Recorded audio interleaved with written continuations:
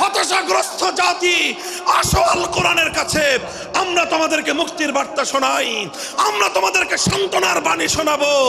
আসো হাতে হাত রাখি, সমস্ত বৈষম্য, জুলুম, স্বৈরতন্ত্রের কবর রচনা করে আল্লাহর কোরআনের সমাজ গড়বার জন্য হাতে হাত রাখি। যদি ইনসাফ কায়েম না করা যায়, ইসলাম অনুসরণ করা যায় না, যদি বেইনসাফের বিরুদ্ধে লড়াই না করতে পারো, মিথ্যে মুসলমানিত্বের দাবি ত্যাগ করো।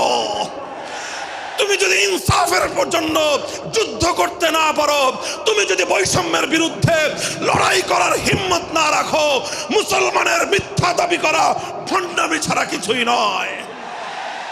আর সর্বোপরি যদি একটি বৈষম্যহীন সমাজ গড়বার জন্য শাহাদাতের রক্ত দিতে হয়, আবু সাঈদদের মতো বৈষম্যের বিরুদ্ধে বুক পেতে দিয়ে